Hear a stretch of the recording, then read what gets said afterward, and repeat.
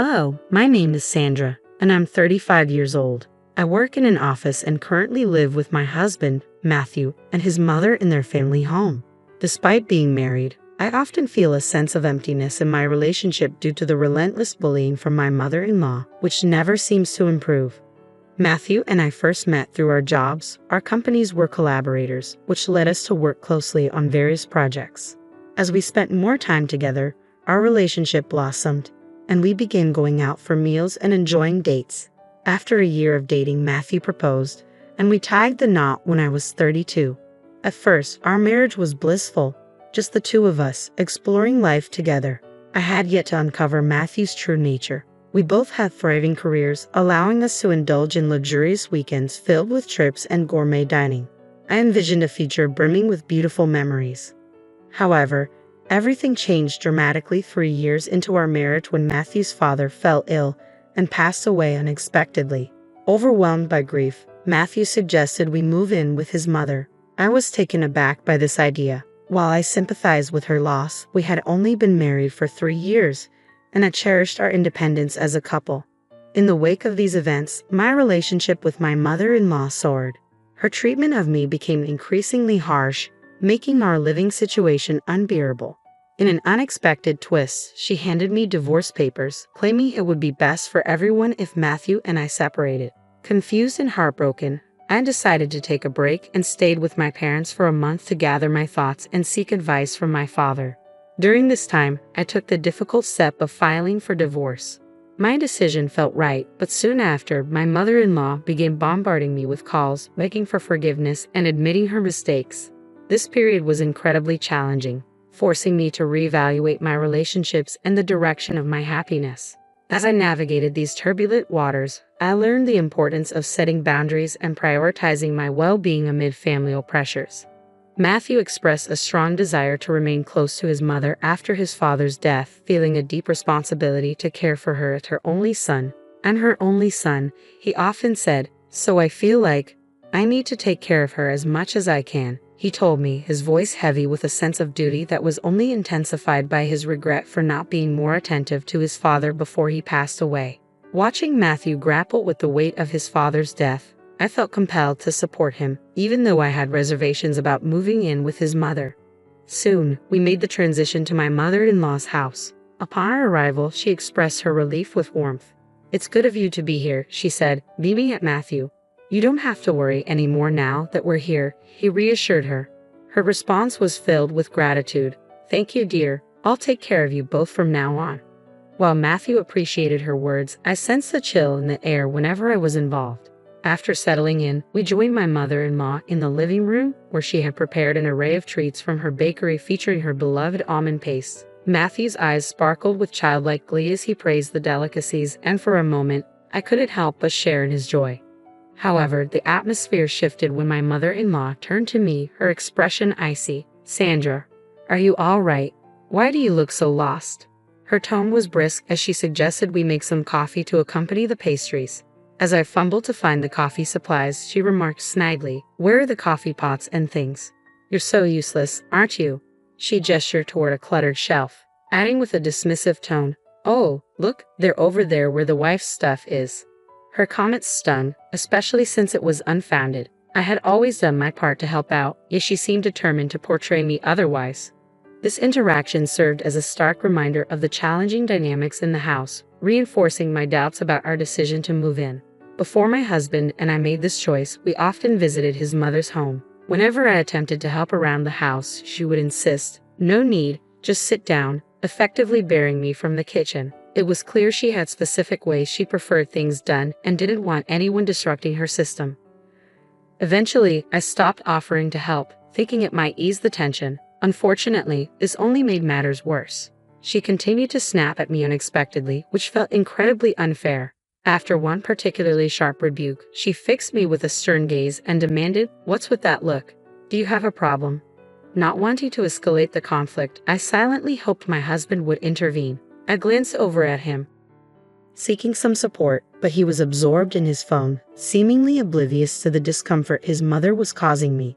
It was frustrating and hurtful that he didn't seem to notice, let alone address the situation. This tension was only the beginning of our difficult living arrangement. Almost immediately after moving in, issues began to surface more frequently. One morning, she barged into our room, exclaiming, "Hey Sandra, why are you still sleeping?" I glanced at my phone, surprised to see it was only 6 o'clock a.m. I replied, slightly confused, "It's only 6 o'clock in the morning." Unfazed, she retorted, "So what? You should be up making breakfast and preparing Matthew's lunch. And don't forget, you're supposed to clean the bathroom every day." Her expectations startled me. I typically didn't make lunch for my husband since we often skipped breakfast due to not being morning eaters. Moreover, cleaning the bathroom before heading to work felt impractical and exhausting. The demands of waking up early to complete all these tasks seemed unreasonable and overwhelming. As I hesitated to respond to my mother-in-law's early morning demands, she grew increasingly irritated, questioning my capabilities and upbringing. "Why are you just standing there? Hurry up. What kind of upbringing did you have to become so useless?" Her harsh words cut deep, igniting a mix of anger and determination within me. In response, I resolved to meet her expectations head-on. From that point forward, I began waking up at 6 o'clock a.m. every day, preparing not just basic meals but also more elaborate dishes for breakfast and lunch for both my husband and me. I made it a point to keep the bathroom impeccably clean, and to my surprise, I found a sense of satisfaction in maintaining a spotless space. It felt good to create an inviting environment. My husband noticed my efforts and often expressed his gratitude for the meals and the cleanliness. However, despite my increased efforts, my mother-in-law's attitude did not improve. Instead, her demands escalated. One day, she would crave Japanese cuisine, only to switch to French the next, insisting on homemade pizza and freshly cooked pasta paired with red wine from upscale shops. These requests came with the tone of a special occasion, yet they quickly became daily expectations. The most frustrating aspect was that my husband seemed to always side with her. He would instruct me to adhere strictly to his mother's wishes, saying, "Make sure you do it exactly how my mom wants," without ever offering to help. He completely disengaged from the tasks, leaving everything to me. As a result, our precious days off were consumed with preparing elaborate dinners for his mother.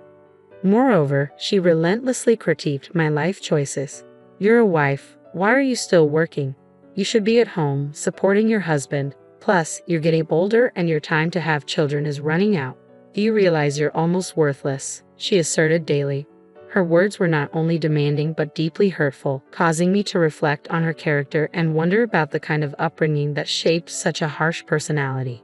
Her constant criticisms made me question the sustainability of living under such scrutiny and pressure. One particularly stressful day, compounded by work and the ongoing tension with my mother-in-law, my husband confronted me with an accusation.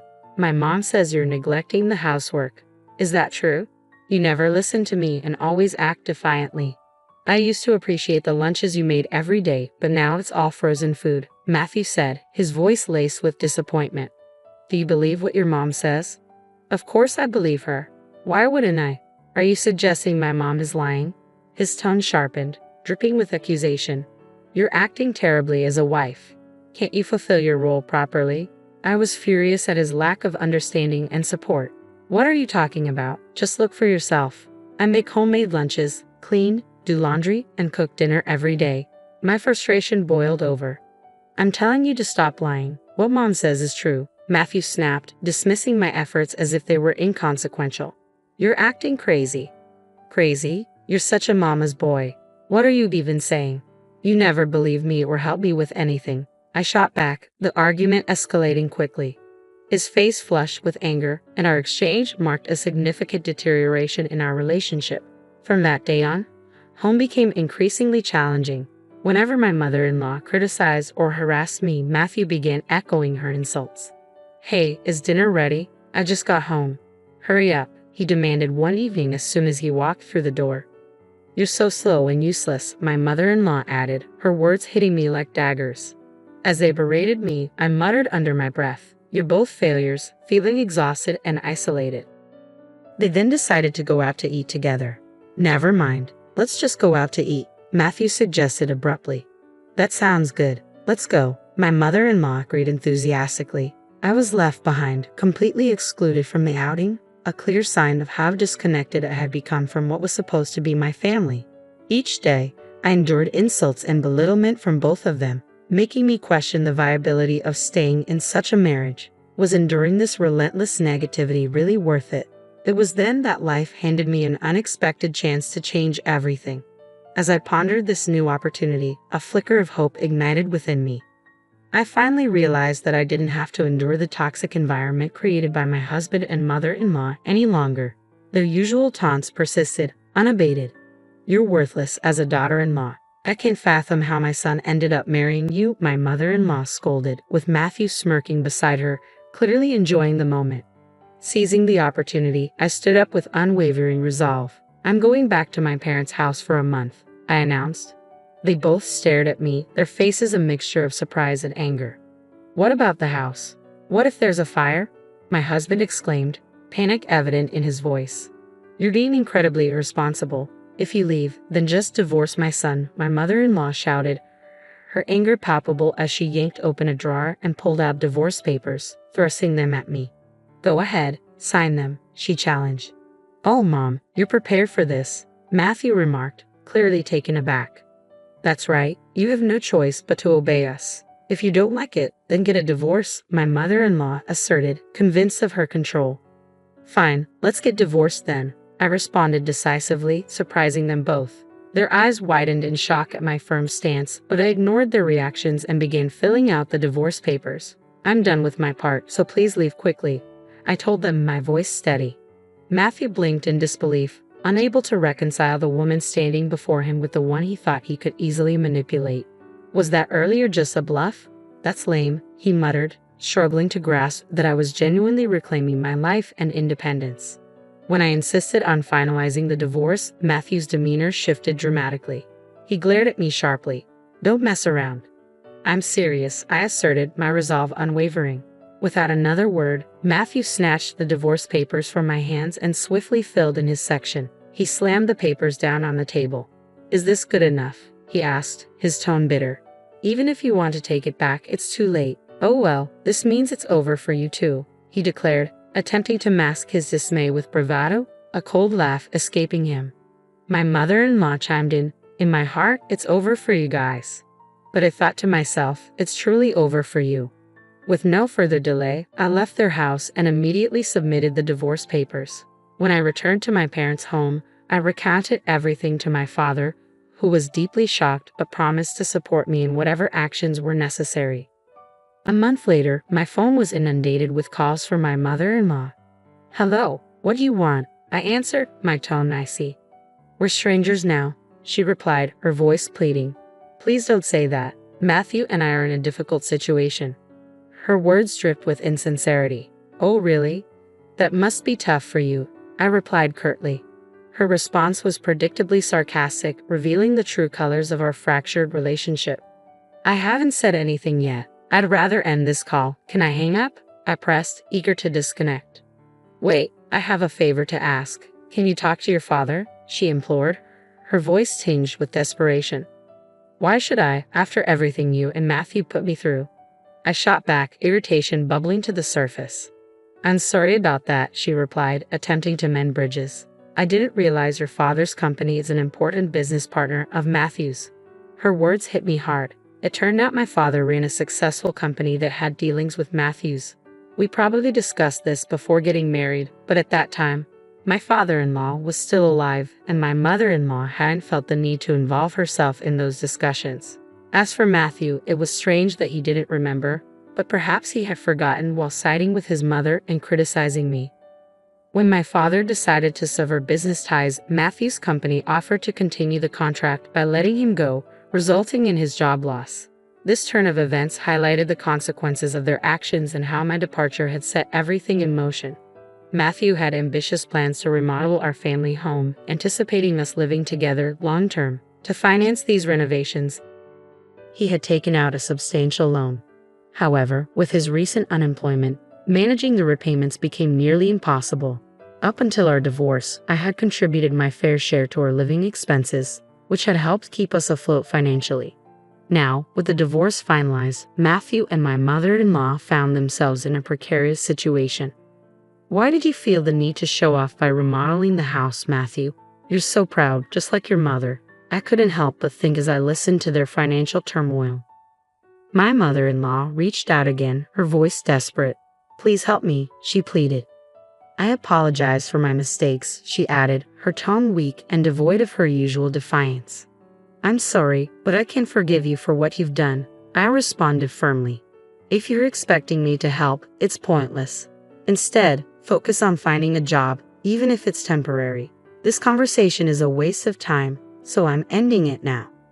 With that, I ended the call and took the decisive step of blocking their numbers. Later, I learned that Matthew and his mother couldn't keep up with the mortgage payments and were forced to sell the house. It was a relatively new home, one that could have comfortably supported my mother-in-law through her retirement. It was a shame that their poor financial management and unnecessary extravagance led to such a waste. They ended up relocating to an apartment on some island where my ex-husband now works part-time. This drastic change in their circumstances highlighted the impact of their actions and their severed ties.